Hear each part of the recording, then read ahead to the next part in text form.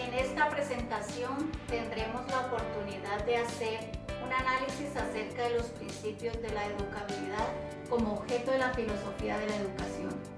Se trata de un video desarrollado en el curso Enfoques Filosóficos de la Educación del Doctorado en Ciencias de la Educación de la Universidad Cuauhtémoc de México.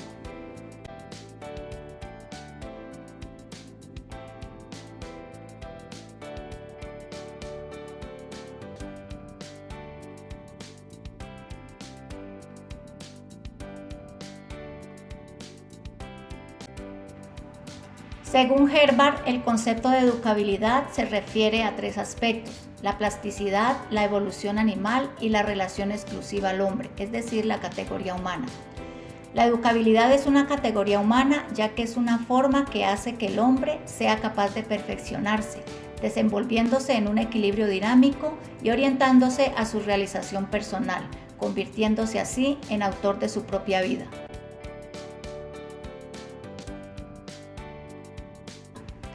En la educabilidad el hombre tiene la posibilidad de formarse, porque desde su nacimiento él viene preparado para ser influenciado y de asimilar aquello que lo estimule, y a través de esa constante asimilación se va conformando su personalidad y su adaptación social.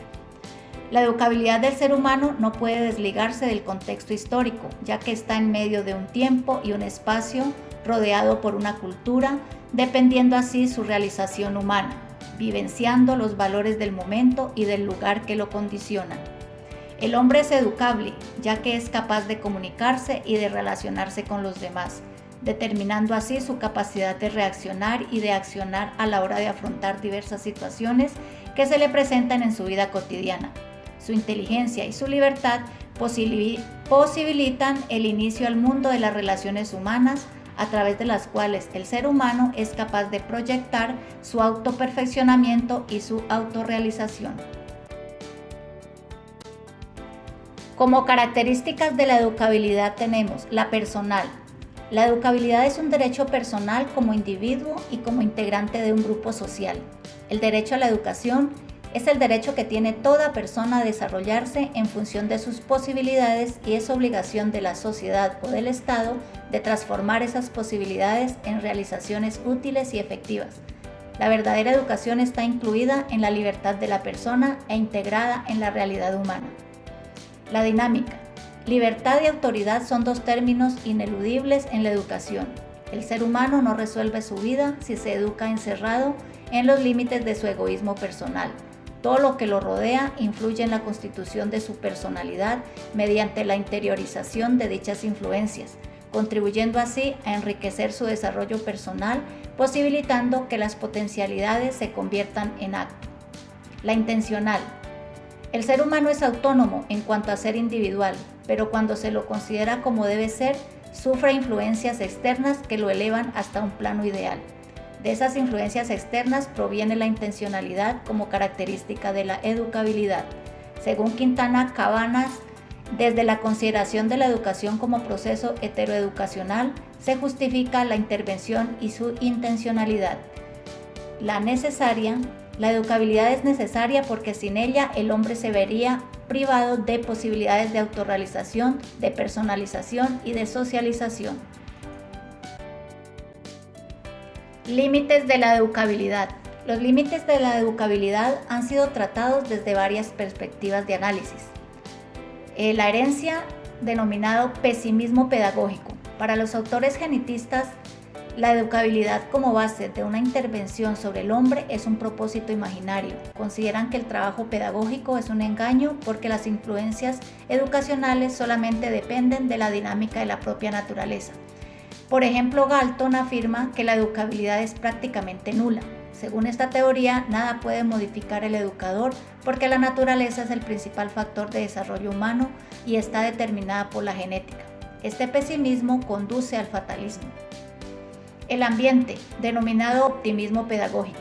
La postura optimista la defienden quienes argumentan que el hombre puede desarrollarse plenamente a través de la educación. El máximo defensor fue Brunner, quien con su hipótesis afirmó que cualquier niño en cualquier época o etapa de su desarrollo se le puede enseñar cualquier materia de forma eficaz e intelectualmente honesta, punto fundamental para reflexionar sobre los tipos de planes de estudio. Otros defensores de esta postura fue Kant, quien afirmaba que todo cuanto el hombre es debido a la educación que recibe.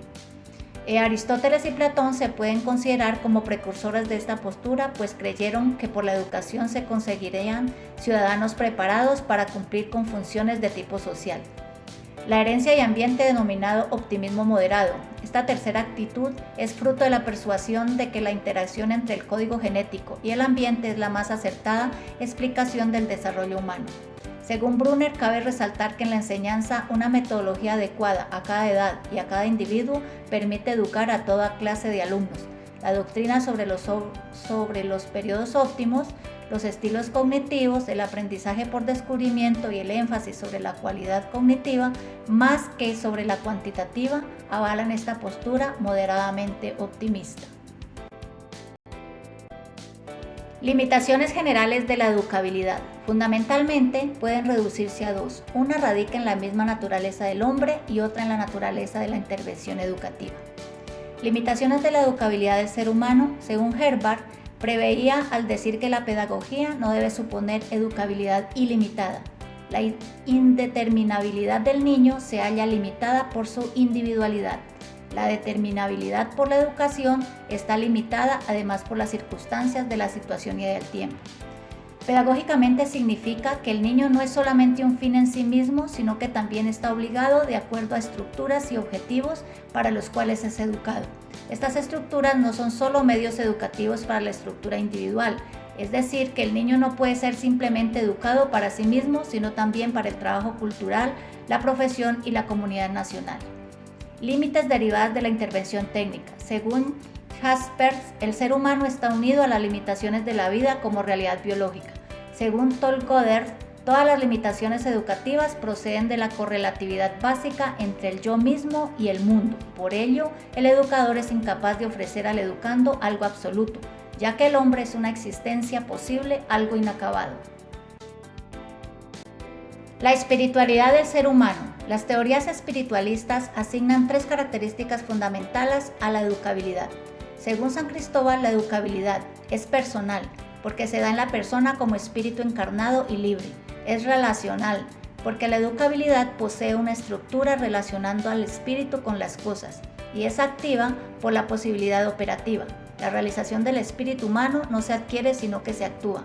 La educación se logra en y por el ejercicio de la actividad personal del propio espíritu. Las teorías personalistas. La educabilidad surge de la unidad propia del ser humano como persona. Entendiendo en términos de Max Schiller, la persona es tomada como una expresión de la naturaleza y del espíritu. De ahí toma sentido una educación orientada hacia la totalidad del ser humano. En consecuencia, afirma Mantovani, pedagógicamente se percibe la imagen más plena del hombre, donde se reúnen al mismo tiempo las fuerzas de la vida y los valores del espíritu. El hombre es persona hecha y constituida aunque no haya sido educada. El hombre es un ser esencialmente abierto, porque es y puede ser, y es precisamente en este poder ser donde se sitúa la educabilidad. Teniendo en cuenta los conocimientos adquiridos mediante la lectura y análisis del documento Educabilidad, puedo concluir que al tratar el tema de educación implica abordar temáticas íntimamente relacionadas como la posibilidad, la necesidad, las condiciones y límites del proceso educativo. Por lo tanto, la educación necesita de dos elementos, uno con la capacidad de influenciar, en este caso el docente, y el otro capaz de ser influenciado, en este caso el estudiante. En mi experiencia profesional como docente, con estudiantes de básica primaria, la idoneidad profesional es importante, ya que este es un factor determinante para el desarrollo de la actividad educadora, como lo determina en el documento estudiado. El éxito del proceso educativo depende de una correlación adecuada entre el comportamiento de los estudiantes y las metas propuestas por la comunidad educativa y puestas en práctica en el quehacer pedagógico que desempeño a diario en la institución educativa donde laboro.